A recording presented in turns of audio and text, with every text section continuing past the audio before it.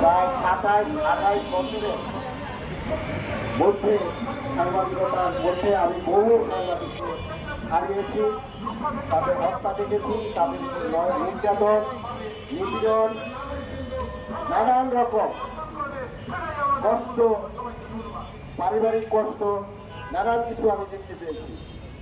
সকল কিছুর মধ্যে গত কিছুদিন আগে গাজীপুরে যে শহীদ আমাদের সাংবাদিক ভাইকে যেভাবে প্রকাশ্যে দিবালোকে মানুষের সামনে এভাবে তাকে কুপিয়ে হত্যা করা হলো, যেভাবে মারা হলো, এটাকে আসলে আমরা কি সামাজিক মানুষ? আমরা কি আসলে মানুষ বলে নিজেদেরকে দাবি করতে পারি? আমার কাছে মনে হয় সেই ঘটনা, সেই ভিডিও ফুটেজ যদি আমরা দেখি তাহলে নিশ্চয়ই আমরা দেখতে পাবো যে এটা আসলে মানুষের কাজ নয়, এটা সভ্যতার কাজ নয়, মানবিকতার কাজ নয়। আমি মনে করি যে এই ধরনের কর্মকাণ্ড আমাদের দেশে অতীতেও ঘটেছে, বর্তমানেও ঘটছে। এইগুলো থেকে পরিত্রাণ পাওয়ার জন্য আমাদের রাষ্ট্রের অনেক দায়িত্ব রয়েছে, রাষ্ট্রের নাগরিকদের অনেক দায়িত্ব রয়েছে, আমাদের সাংবাদিকদের অনেক দায়িত্ব রয়েছে। সর্বোপরি আমি মনে করি যারা সরকারের যে যখন থাকছে তাদেরও দায়িত্ব রয়েছে, পাশাপাশি আইন শৃঙ্খলা বাহিনী তাদেরও অনেক দায়িত্ব রয়েছে যে এই সাংবাদিকদের পেশাগত দায়িত্ব পালন করতে গিয়ে যে হত্যা, নির্যাতন, নিপীড়নের শিকার হচ্ছে সেগুলো কিভাবে রোধ করা যায়।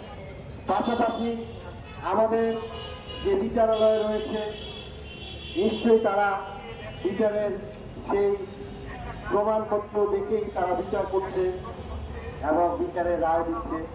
আমি এই রাষ্ট্রের কাছে, এই সরকারের কাছে, এই দেশের মানুষের কাছে, এই দেশের সাধারণ মানুষের কাছে, সমস্ত শ্রেণী পেশার মানুষের কাছে আমি আহ্বান জানাবো, যেহেতু সাংবাদিক এবং গণমাধ্যম রাষ্ট্রের চতুর্থ স্তম্ভ, রাষ্ট্রের চতুর্থ স্তম্ভ হতে যে কাজগুলো করে যাচ্ছে মানুষের সামনে, মানুষের ভুল ত্রুটি, শুদ্ধ বিশুদ্ধ বা ভুল সবগুলো তুলে হচ্ছে এবং সেই তুলে ধরার মধ্যে দিয়ে রাষ্ট্র সুন্দরভাবে পরিচালিত হবে, সমাজ পরিচালিত হবে, সেই পথ কিন্তু গণমাধ্যম এবং সাংবাদিকরা দেখিয়ে যাচ্ছে।